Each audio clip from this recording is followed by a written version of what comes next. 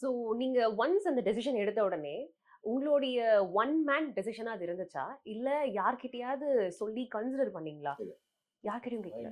அது one man close decision. Friends, இல்ல, family. இல்ல. டிசிஷன் எடுத்ததுக்கு அப்புறம் தான் போய் கேட்டேன். நான் பண்ணிட்டேன். அப்ப எல்லாரும் தேவர் யாராச்சும் ஒருத்தர்கிட்ட கூட நெகட்டிவ் வரல. எவ்ரிபடி வாழ்த்துனாங்க. உங்க பயணத்த வந்து கரெக்ட்டா பண்ணிடுங்க. என்னால வந்து கட்சிக்கோ, இல்ல என்ன சார்ந்தவங்களுக்கோ, இல்ல பார்த்திபன் அவருக்கோ கெட்ட பேர் வந்துரக்கூடாது. அதுதான். அதான் சொன்னாங்களே தவிர, இது மை ஓன் டிசிஷன். அது வந்து ஸ்பார்க்ல அப்படி அப்படி எடுத்தது.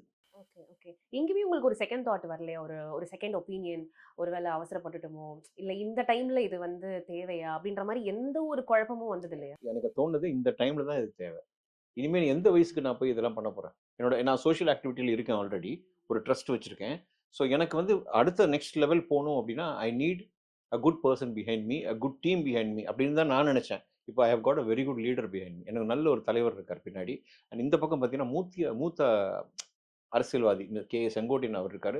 அவ்ளோ எக்ஸ்பீரியன்ஸ் எம்ஜிஆர் சார், ஜெயலலிதா அம்மா காலத்திலேருந்து இஸ் சர்விங் அண்ட் ஒரு பியூட்டிஃபுல் கிளீன் பாலிட்டிஷியன் அவர் இருக்கும்போது, அவர் இருக்கார். ஸோ எனக்கு பின்னாடி வேற என்ன வேணும்? இங்க இருக்கிற நான் கேட்க போறது வந்து எந்த விதமான போஸ்டிங்கோ எதுவுமே இல்ல. என்னோட சோசியல் ஆக்டிவிட்டி நான் டெவலப் பண்ணி, நீங்க என்ன மக்களுக்கு பண்றீங்களோ உங்களோட சேர்ந்து நானும் பண்றேன். அவ்வளோதான். ஏன்னா இது ஹார்ட் ஃபெல்ட்டா சொல்றது. ஆத்மார்த்தமா இது கேமரா முன்னாடி நான் பொய் சொல்லல. கேமரா பொய் சொன்னா கண்டுபிடிச்சுரும். ஸோ ஆத்மார்த்தமா சேர்ந்தது தான்.